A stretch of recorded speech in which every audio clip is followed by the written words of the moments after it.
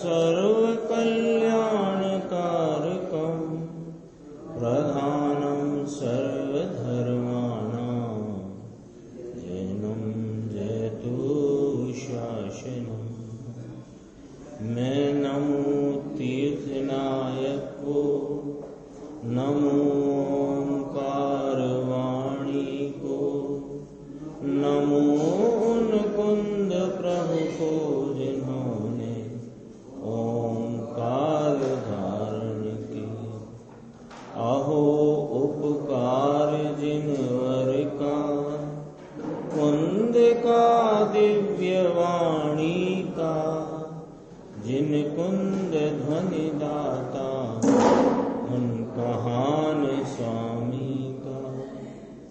नमियून जिणम वीरम अनंत वर्णान दंसन सहावम भोक्ष्याम्यहं सारम केवली शुद्ध केवली भणिदम्। नियम सार जी परमागम ग्रंथ की अपनी स्वाध्याय चल रही है। इसमें 29वीं गाथा, उसमें थोड़ा सा विषय जो गुरुदेव श्री की व्याख्या में आया है, वो उसमें एक विषय 29 बोलों के संदर्भ से चर्चा ली थी, जो 50 से 55 गाथा में आई है कि पोतानी अनुभूति थी भिन्न है। तो पोतानी अनुभूति थी भिन्न, अभी अभी चल के गया विषय अपने कुछ दिन पहले ही, मेरी अनुभूति से भिन्न है।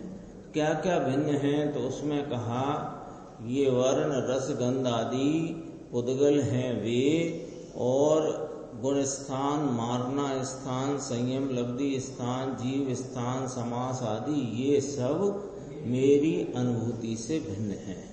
तो उसमें अपने आप ये बात उत्पन्न हो जाती है कि मेरी अनुभूति से भिन्न है, तो मैं अनुभूति स्वरूप हूं। तो अनुभूति और आत्मा, अनुभूति और अनुभूति का विषय वो एक है, वो आत्मा है। ये वाली बात यहां उठाई थी। अपन देखते हैं, देखो 436 पेज है। जैसे ये एक प्रश्न है, यहां से दोबारा से पढ़ते हैं। चर्चा तो चल रही थी परमाणु की।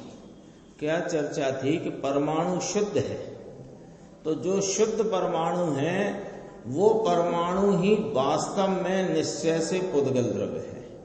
तो अब कोई अलग छुट्टा परमाणु ढूंढना और फिर उसे पुद्गल कहना ये नहीं है ये वाली बात नहीं है। समस्त स्कंदों में रहा हुआ जो एक स्वतंत्र स्वाधीन परमाणु अपनी सत्ता में अपने परम पारणामिक भाव स्वरूपता से 6 गुनी हानि वृद्धि रूप जो अर्थ पर्याय स्वरूपता से जो परिणमन का भाव है वो शुद्ध परमाणु है। और ऐसे परिणमित परमाणु को शुद्ध जानना, ऐसा कहा। और स्कंद रूप जो अवस्था दिखाई देती है इसे उपचार से पुद्गल कहने में आया। ये वाली चर्चा 29 नंबर की गाथा की है। तो उसमें गुरुदेव श्री ने कहा कि ऐसे ये पुद्गल स्वभाव शुद्ध पर्यायात्मक परमाणु को ही पुद्गल द्रव्य कहिए। तो वहां जैसे कि यह निर्मल पर्याय सहित आत्मा को आत्मा कहिए, रागादि परिणाम को अनात्मा कहिए। ये वाली बात आई ना। तब प्रश्न किया मुमुक्षु ने कि जैसे शुद्ध परमाणु को द्रव्य कहा, ऐसे आत्मा को समझे क्या? ऐसा प्रश्न किया। तो कहा ना, गुरुदेव श्री फरमाते कहा ना, हमने कहा ना अभी कि आत्मा की बात हुई है ना कि राग से पुण्य से विकल्प से भिन्न अपनी पर्याय से आत्मा का भान हुआ। अपनी वर्तती पर्याय से अपने ध्रुव स्वरूप आत्मा का भान हुआ। तो वह जो वर्तती पर्याय से रागादि विभावों से न्यारा अपना शुद्ध आत्मा ध्रुव स्वरूप है, ऐसा जो भान हुआ सो वह पर्याय से भान हुआ तो ऐसा शुद्ध आत्मा है। अभी पकड़ना है इसमें। तो इसको शुद्ध कहा। किसको शुद्ध कहा? कि पर्याय तो अनुभव है किसका? ऐसा ध्रुव स्वरूप आत्मा, उसका अनुभव, उसकी अनुभूति, उसको संचेतता हुआ जो परिणाम, वह निर्मल अपना परिणाम, अपने निर्मल द्रव्य को संचेतता परिणाम, वो सहित को आत्मा कहने में आया। वो सहित को आत्मा कहने में आया, लिखा है इसमें, ये सहित को आत्मा कहने में आता है। समझ में आया? फिर प्रश्न किया कि शुद्ध पर्ण में तब त्रिकाल शुद्ध। अब उसका प्रश्न ये हुआ कि आपने महाराज ऐसे फरमाया कि रागादि से परिणमित आत्मा जो कहा, तो रागादि से भिन्न अपने निर्मल परिणाम में निर्मल अनुभूति रूप निर्मल आत्मा की संचेतना सहित का जो परिणाम अथवा वो परिणाम सहित का द्रव्य, उसको आत्मा कहने में आया, उसको शुद्ध आत्मा कहने में आया। तो जो शुद्ध पर्ण में तब त्रिकाल शुद्ध माने, और जब ये रागादि से परिणमित है तो त्रिकाल शुद्ध न हुआ, तो फिर त्रिकाल शुद्ध कैसे सिद्ध हुए?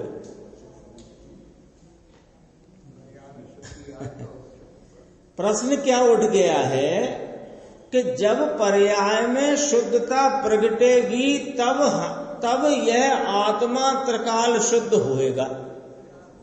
तो और उस प्रश्न के पीछे क्या छुपा रह गया कि रागादि से परिणमित है आत्मा, वो त्रिकाल शुद्ध न रहा। तो अब तीसरा प्रश्न ये उठ गया कि जब रागादि से परिणमित शुद्ध न रहा और शुद्ध परिणमन से शुद्ध रहा, तो फिर त्रिकाल शुद्ध कैसे रहा? त्रिकाल शुद्ध किसे कहते हैं? तीनों काल शुद्ध हो, हर काल शुद्ध हो, भूतकाल में शुद्ध, वर्तमान शुद्ध, भविष्य शुद्ध, त्रिकाल शुद्ध। यहां ये कहना चाहते हैं कि जो आत्मा, जो मेरे पने का विषय, जो प्रतीति का विषय, जो मैं हूं, वह आत्मा रागादि के परिणमन के काल में भी रागादि से न्यारा है, ऐसा अनुभव करती पर्याय सहित का आत्मा त्रिकाल शुद्ध है। ये कथन करने की बात है। तो उत्तर दिया, शुद्ध परिणमा तब त्रिकाल शुद्ध हुआ, ये नहीं, शुद्ध पर्ण में तब त्रिकाल शुद्ध का भान हुआ कहलाता। वस्तु तो त्रिकाल शुद्ध है ही।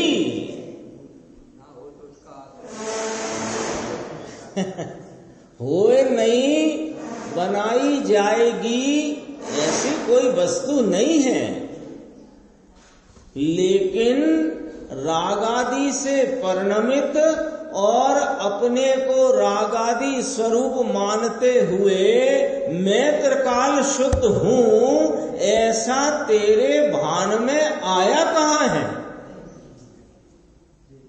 ये तो आपके भान में तब यह बात उत्पन्न हुई जब आत्मा को सर्व विभावों से भिन्न, पर्याय की हलचल से भिन्न एक रूप स्वरूप आत्मा में हूं, ऐसा वर्तमान निर्मल अनुभव रूप अवस्था, वहां त्रिकाल शुद्ध का भान हुआ तो त्रिकाल शुद्ध कहलाया।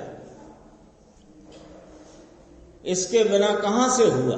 तो इसके बिना कहां से हुआ माने जब तक निर्मल परिणाम होएगा ही नहीं तब तक ये शुद्ध होगा नहीं, ऐसा नहीं। शुद्ध है, शुद्ध का भान हुआ कहलाया। तो जैसे भान हुआ उसे शुद्ध कहलाया। आपके हाथ में एक हीरे का टुकड़ा आया, इतना बड़ा। अब आपको उसकी कीमत का पता नहीं, तो आपने तो कांच समझ करके ऐसे ही टेबल पे छोड़ के चले गए।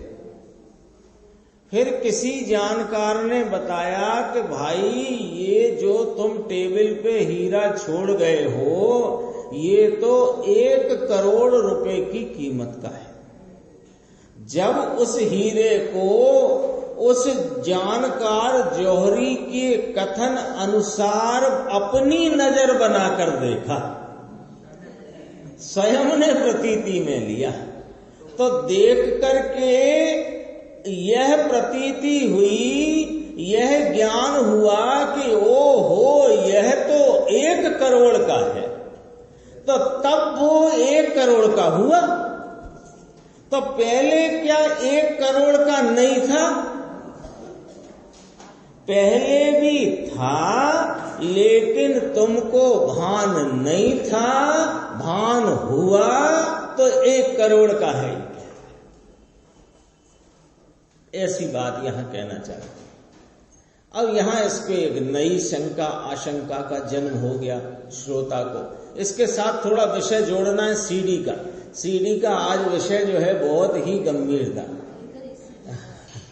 एक तो कल बहुत गंभीर चला अकार्य अकारणत्व शक्ति का, और आज आ गया उत्पाद व ध्रुवत्व शक्ति का। उसको अभी इसको पूरा करके अपन उसकी बात।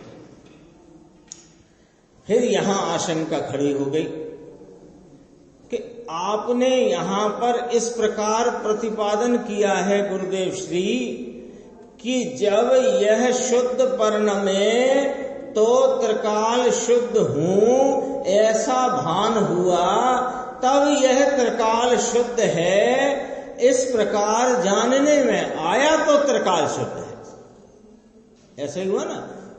तो पर्याय सहित त्रिकाल शुद्धता खड़ी करी आपने, पर्याय सहित ही करी ना। तो उसने प्रश्न किया, फिर वो पर्याय सहित वाला लेना क्या कि हाँ सुनो, पर्याय सहित त्रिकाली शुद्धता। अरे आत्मा इसको कहिए, कारण कि शुद्धता की पर्याय इसका अपना स्वभाव है। ये शुद्धता रूप परिणमन, ये आत्मा इसका स्वभाव है, त्रिकाली स्वभाव और एक समय की पर्याय स्वभाव शुद्ध, इसको आत्मा कहने में आता है। त्रिकाली स्वभाव स्वरूप आत्मा द्रव्य वस्तु पदार्थ और रागादि भाव आकुलता का भाव, इसको ये विभाव पर्याय वाला भाव और आत्मा, इसको आत्मा ही कहने में नहीं आता है।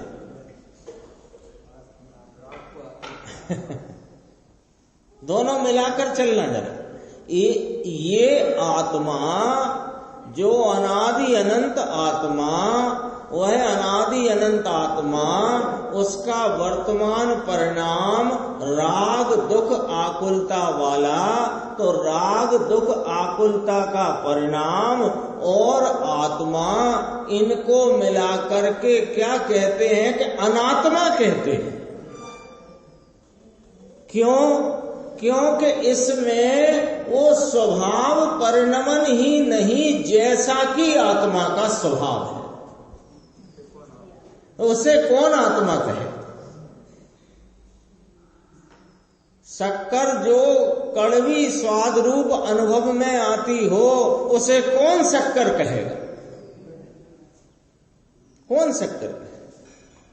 शक्कर के 2 दाने डाले मुंह में और फिर उसकी मिठास लेकर के अंदर, और कदाचित जली हुई शक्कर हो और 2 दाने डाले तो क्या करे? थूक। क्यों? शक्कर है ये। जो विभाव रूप परिणमित, यहां परिणाम सहित लेना, वो दृष्टि का विषय जहां है उसे वहां रहने दो। हाँ, लेकिन बात किसकी चलती है कि ये स्वभाव सहित एक समय की पर्याय स्वभाव शुद्ध और त्रिकाली स्वभाव, इसको आत्मा कहने में आता है। ये बात प्रभु आप कहां से कहते हो कि ये बात हम आचार्य कुंद भगवान के कहे समय सार परमागम में 50 नंबर से 55 नंबर तक के सूत्र के आधार से कहते हैं कि ये मेरी अनुभूति से भिन्न है, सो ये सब पुद्गल हैं। कहा ना वहां, यहां नहीं लिखा, गुरुदेव ने बोला नहीं इतना विस्तार में, पर वो बात है वहां पर। राग आदि से भिन्न, तो अनुभूति से भिन्न, पढ़ने में जरा सावधानी रखना। राग आदि से भिन्न, अनुभूति से भिन्न, माने अनुभूति से ये राग आदि भिन्न है। मेरी अनुभूति से यह राग आदि भिन्न है, तो अनुभूति की पर्याय वाला जो आत्मा, इसको आत्मा कहने में आता है। कितने बोल है? 29 बोल है ना, वो करड़े के। भारी बात भाई, थोड़ी और खुलासा कहते हैं। अरे भगवान आत्मा इसको कहिए कि जिसको, ये जो बात है ना थोड़ी गट्ठी करी गाड़ी, जो 5 लाइन अपन ने पढ़ी ना, त्रिकाली स्वभाव और एक समय की पर्याय स्वभाव शुद्ध, इसको आत्मा कहने में आता है। बाकी रागादि परिणाम परिणमित आत्मा अनात्मा कहने में आता है। इसी में आ गई ना बात, इसमें आ गई, बिना कहे आ गई। तो अनुभूति थी भिन्न, पोतानी अनुभूति थी भिन्न छे। कौन? वर्ण रस गंध आदि और जितने पुद्गल आदि, राग गुण स्थान, जीव स्थान और मार्गना स्थान, संयम लब्धि स्थान, सब ही मेरी अनुभूति से भिन्न है। तो मेरी अनुभूति से भिन्न है, तो मैं मेरी अनुभूति सहित हूं, ये बात आ गई।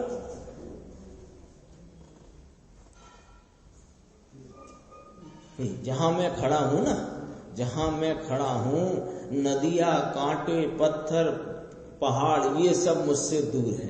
तो ये सब मुझसे दूर हैं, तो तुम कहां हो कि जहां है वहां है कि नहीं है? तो अपनी अनुभूति से भिन्न है, तो मैं अपनी अनुभूति सहित हूं, ये बात आ गई। अब ये बात थोड़ी सी गाढ़ी थी, इसको सरल कर देते हैं। भगवान आत्मा इसको कहिए कि जिसको शरीर, वाणी, मन, दया, दान, व्रत के विकल्प से भिन्न अनुभूति में, इन सब से भिन्न अपनी अनुभूति में ये विकल्प नहीं आता। अरे अनुभव में तो ये आत्मा आता है।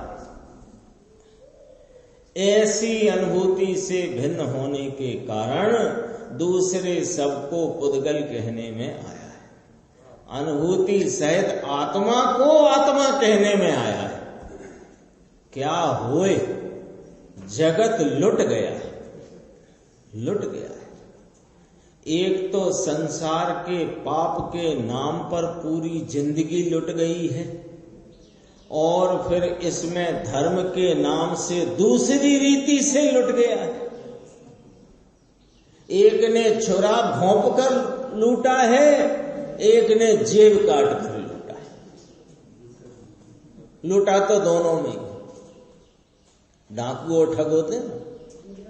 तो धर्म के नाम पर यह दूसरी रीति से लुटा है। आत्मा का क्या होगा, जरा विचार कराते हैं, अपने को विचार कराते हैं। अपने को अभी विचार करना चाहिए। क्या विचार करना चाहिए? देखो, अरे रे, मैं तो आत्मा हूं, मैं ये मनुष्य शरीर में के संयोग में रहा, कोई मैं मनुष्य तो हूं नहीं, क्योंकि ये तो पिछला 40, 50, 60, 70 वर्ष की संयोग दशा है, ये तो मैं हूं नहीं। मैं तो अनादि अनंत अविनाशी तत्व आत्मा हूं, तो मैं आत्मा हूं तो इस आत्मा का अब क्या होगा? क्योंकि ये अवस्था तो पूरी होगी। ये तो अपन ने देखी है, अपने घर में भी अपने बुजुर्गों की ये अवस्था मिटती देखी है, तो ये भी मिटेगी।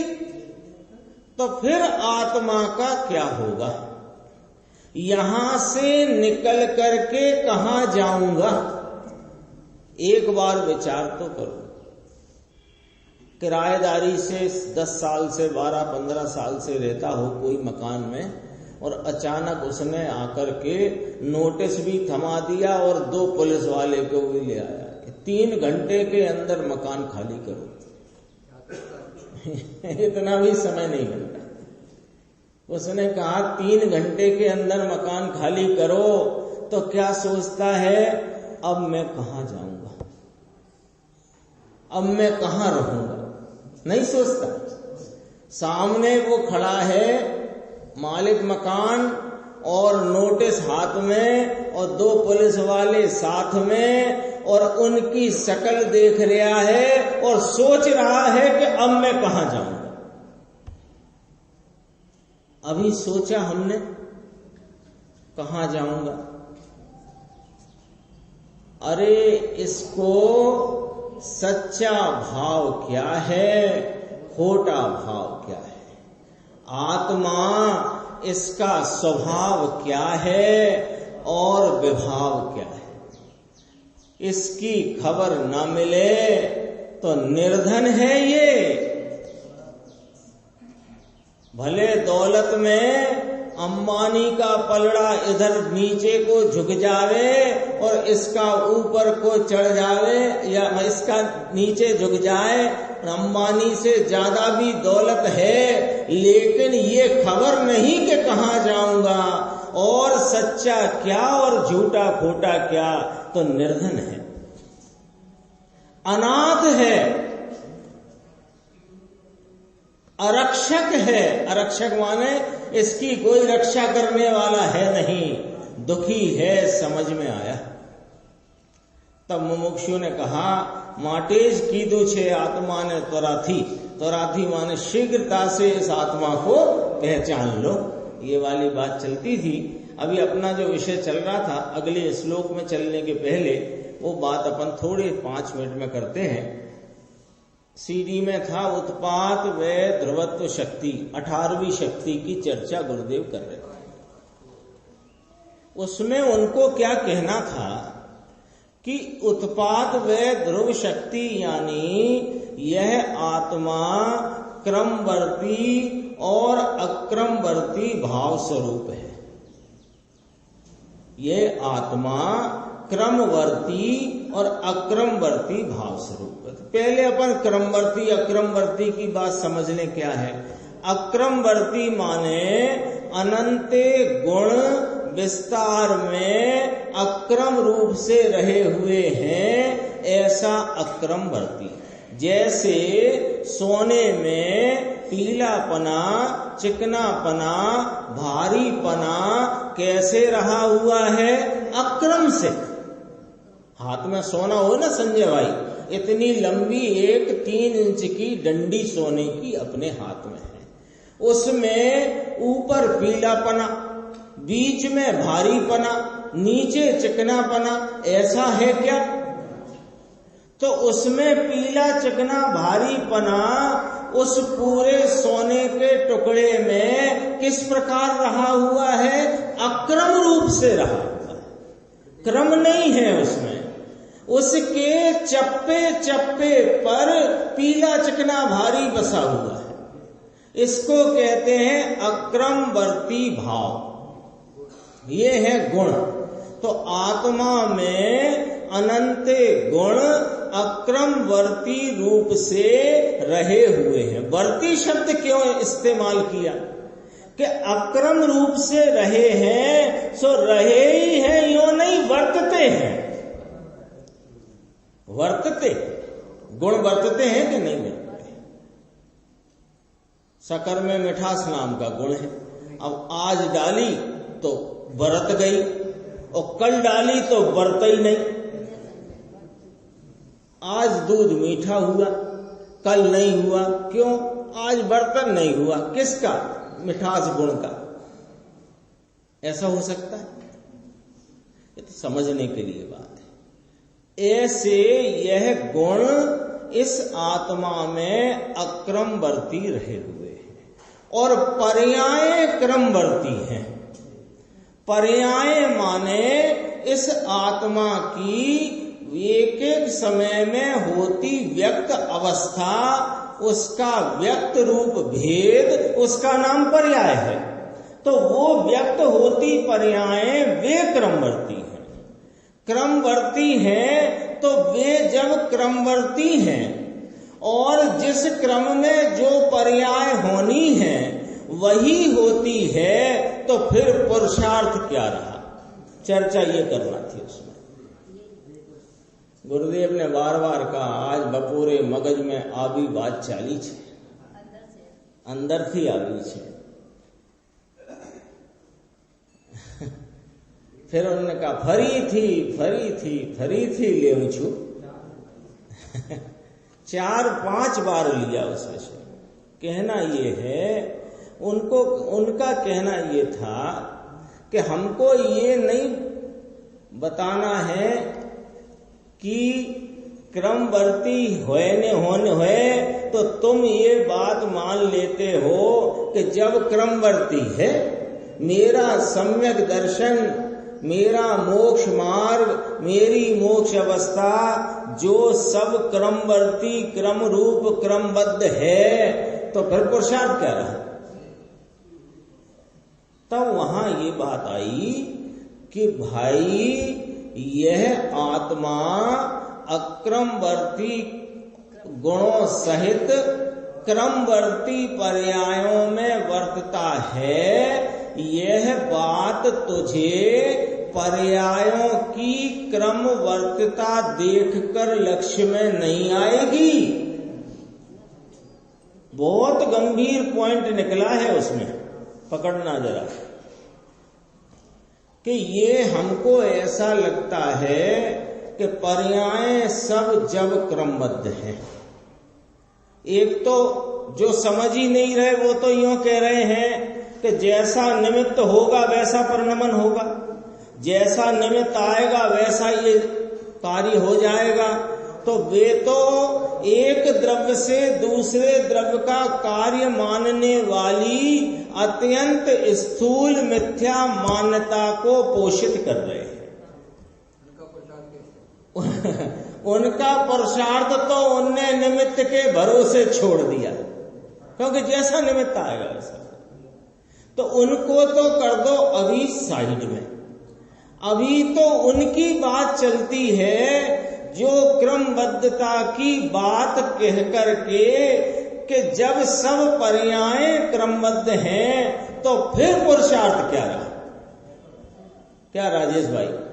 जब हमारे सम्यक दर्शन अथवा अतीन्द्रिय आनंद अथवा मोक्ष मार्ग का प्रारंभ अथवा मोक्ष की अवस्था जब होना होगी तब होगी। सब जब क्रमबद्ध है, क्रम नियमित है, तो हमें क्या करना है? पड़े रहो।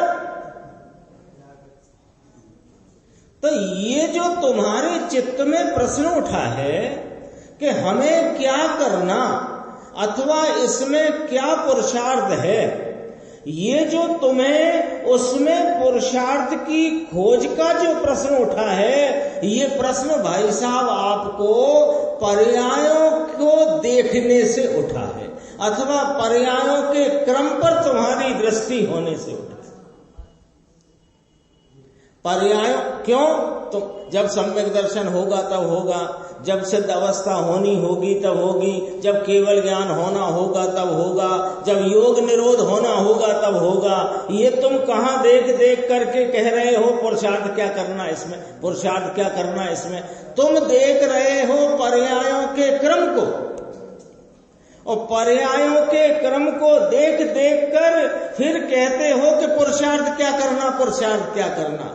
अरे पुरुषार्थ ये नहीं है पुरुषार्थ तो ये है कि ऐसा मैं उत्पाद व ध्रुवत्व शक्ति स्वरूप अक्रमवर्ती गुणों सहित क्रमवर्ती पर्यायों में वर्तने वाला एक रूप स्वरूप आत्मा हूँ, ऐसी प्रतीति होते ही तुम्हें क्रमवर्ती पर्याय की प्रतीति होती।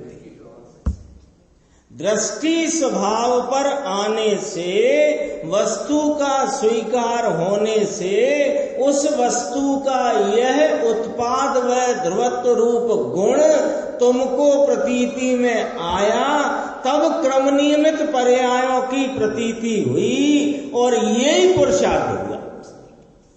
अर्थ क्या निकला?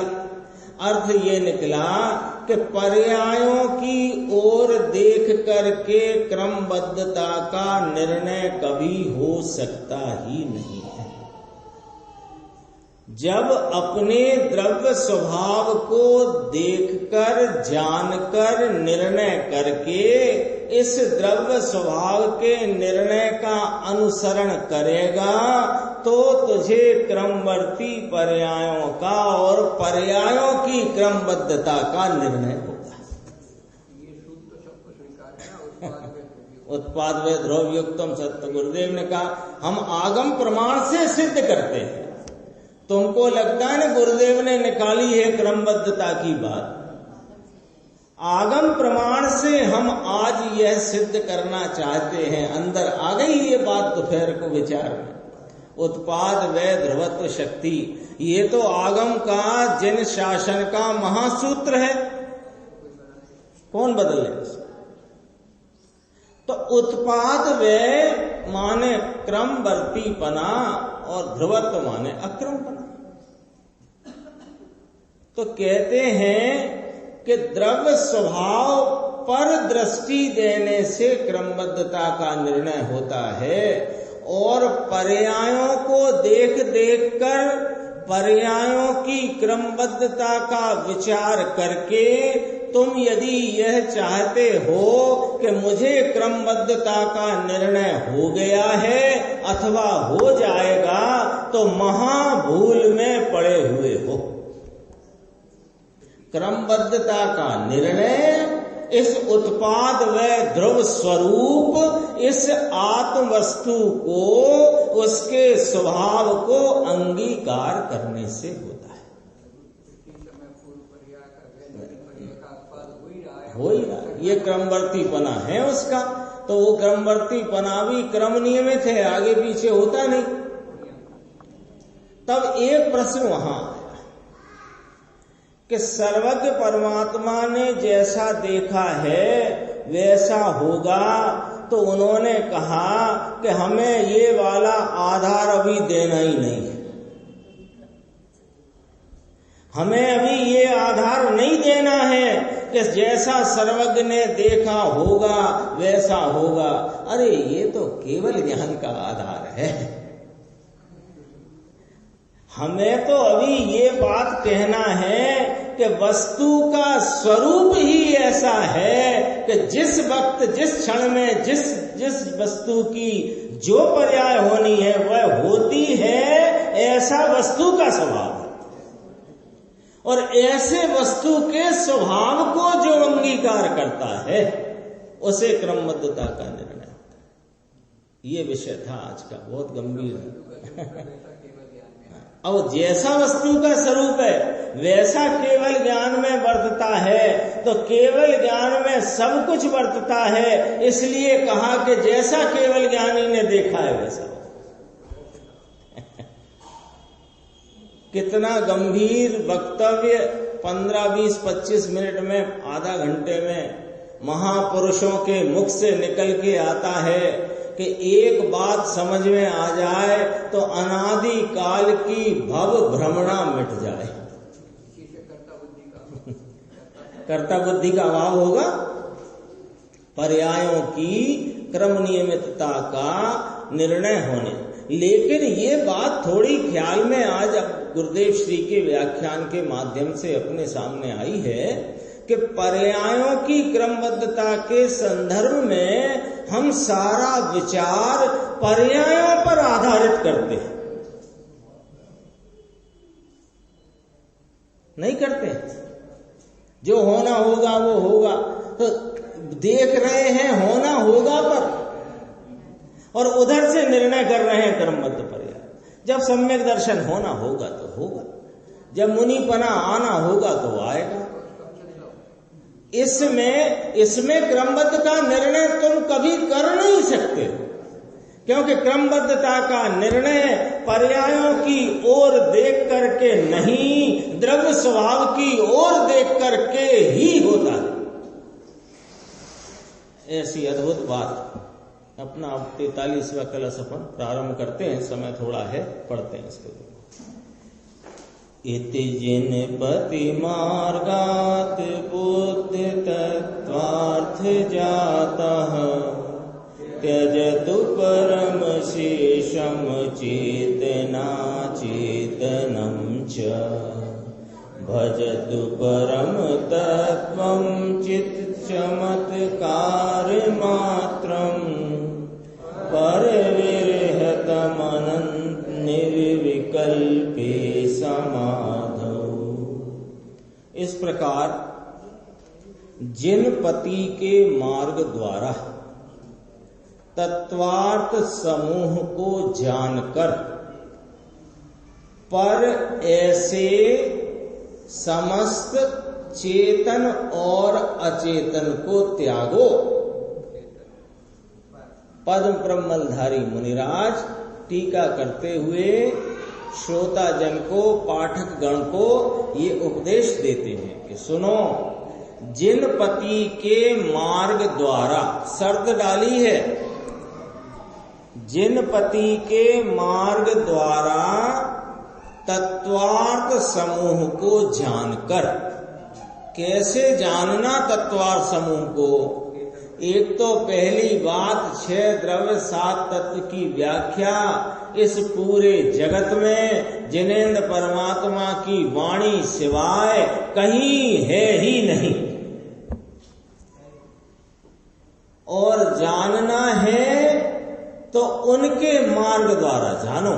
जिन पति के मार्ग द्वारा तत्वार्थ समूह को जानकर, फिर सुनो, यहाँ कोमा है, कोमा नहीं है, मान लो है कोमा, जानकर पर ऐसे, पर समझ गए ना मुकेश भाई साहब, पर समझ गए, पर ऐसे समस्त चेतन और अचेतन को त्यागो। देव, गुरु, शास्त्र, तीर्थंकर, समोशरण, स्त्री, पुत्र, धन, दौलत, कुटुंब, कबीला,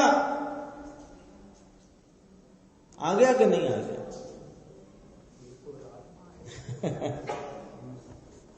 आ गया कि नहीं आ गया?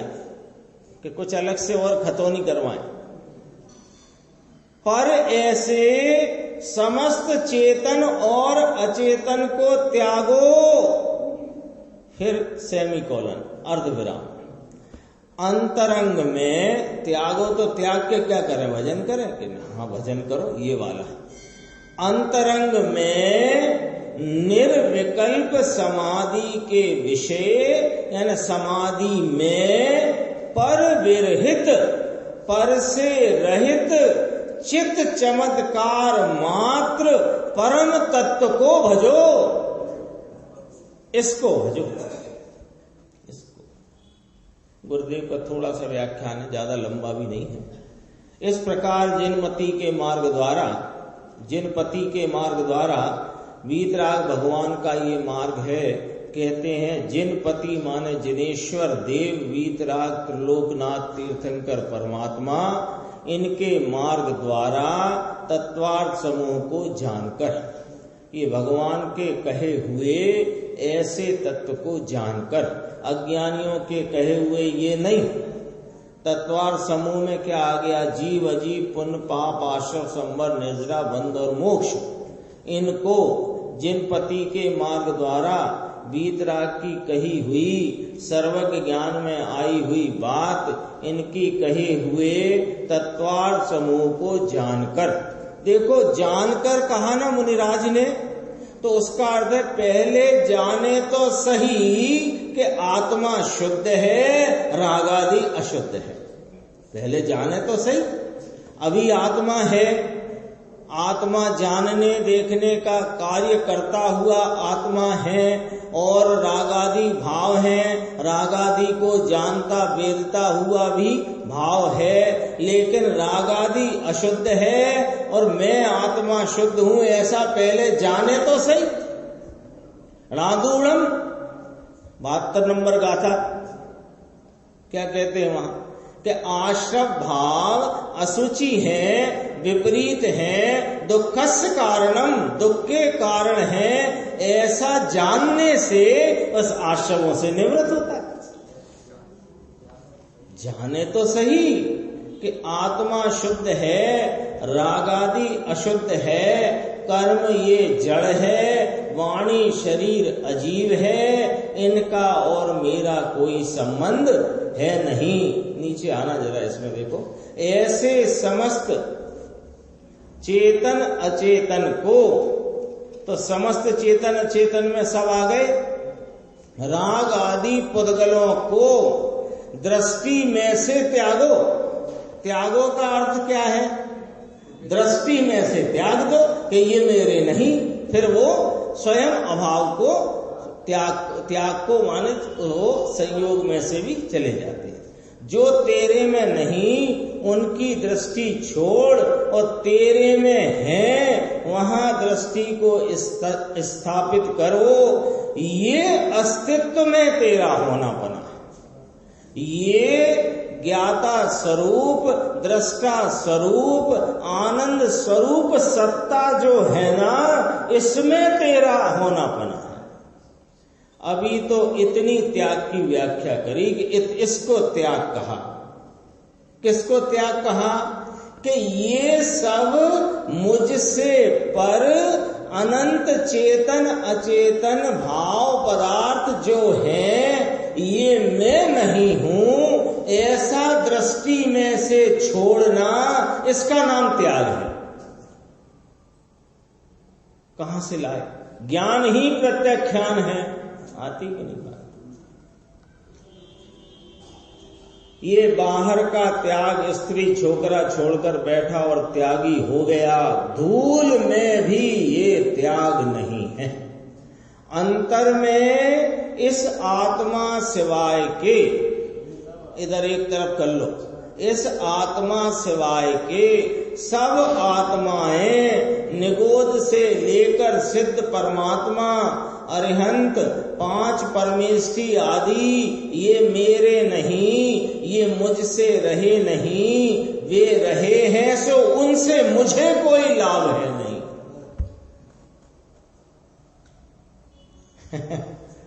इतनी शूरवीरता और शौर्य जिसके अंदर जागेगा उसको आत्मा निश्चित दर्शन देगा, अनुभव में आएगा और मोक्ष मार्ग प्रारंभ होगा। इतना शौर्य चाहिए अंदर। कितना?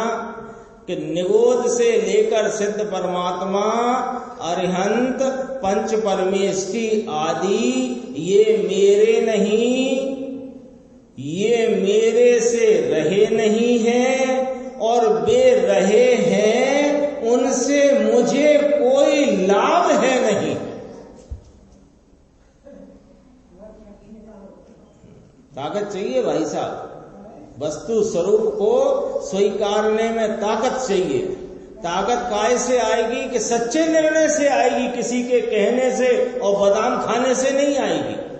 निर्णय की सच्चाई जितनी होएगी उतनी अंदर ताकत जागेगी। हाँ, इसमें किसको बाकी रखा?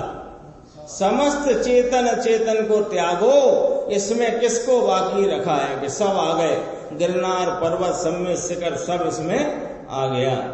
अब कौन हो तुम? कि अंतरंग में निर्विकल्प समाधि के विषय, यानी अंतरंग स्वरूप में लगते हुए उपयोग में पर विरहित पर से रहित यह जो चित चमत्कार मात्र आत्मा परम तत्व है, इसको भजो। अंतरंग अंतर अंग में अंतर वस्तु में निर्विकल्प भेद बिना की अभेद वस्तु भगवान आत्मा। निर्विकल्प समाधि शांति के विषय पर विरहित शांति के समय में ऐसा कहते हैं। अंतरंग में निर्विकल्प समाधि के विषय पर विरहित पर से रहित चित चमत्कार परम तत्व को भजो। भारी बात भाई, क्या कहा, अभी तो अर्थ समझने की भी मुश्किल पड़े तो आगे जरा सा ये और है, इतना हो जाए तो 440 पे थोड़ी सी बात करते हैं। राग का क्या स्वरूप है? उसने पूछा तत्वार्थ को जानना, तो जानने का अर्थ क्या? जानना रोज कहते हैं ना, 6 द्रव्य 7 तत्व का स्वरूप जानना। तो जानना माने क्या? रटवा दो, परीक्षा ले लो, 100 में से 100 नंबर ला देंगे कि देखो राग का क्या स्वरूप है, वस्तु का क्या स्वभाव है, धर्म की दशा होती है तो इसका क्या स्वरूप है, धर्म की दशा का क्या स्वरूप है, निमित्त पने विकार में कौन चीज है, पर वस्तु क्या है, स्वय वस्तु क्या है। अरे इसको बराबर भगवान के कहे हुए मार्ग से जानना चाहिए। कितने प्रश्न रख दिए ना सामने, अभी इसकी खबर लगे नहीं। राग का क्या स्वरूप, राग को धर्म माने तो राग का स्वरूप नहीं जानता। वस्तु का स्वभाव क्या, वस्तु को मंद कषाय स्वरूप मानता है तो वस्तु का स्वभाव नहीं जानता। पुण्य की क्रिया को धर्म मानता है तो धर्म की दशा क्या है, इसका स्वरूप नहीं जानता। और निमित्त पने विकार में कौन चीज है, ये परिणति में भले कषाय की मंदता का जो विकार है उसमें देव गुरु शास्त्र निमित्त है, अशुभ भाव रूपी विकार है उसमें स्त्री पुत्र कुटुंब कबीला निमित्त है, ऐसा जाने नहीं।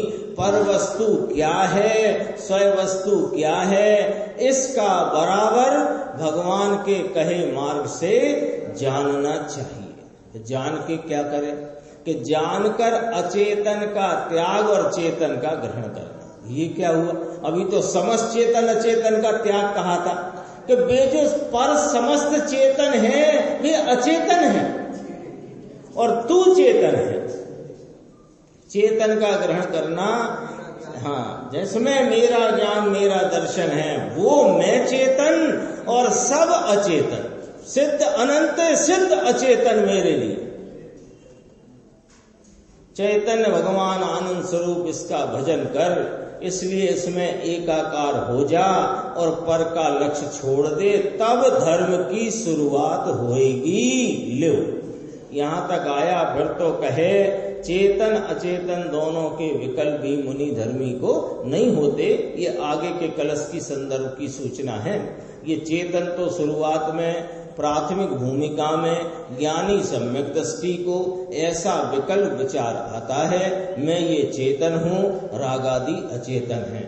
फिर तो दोनों के विकल्प भी अंतरंग अभ्यास से, अंतर के धर्म के ध्यान के अभ्यास से ये दो विकल्प भी होते नहीं। ये चर्चा अपन आगे की स्वाध्याय में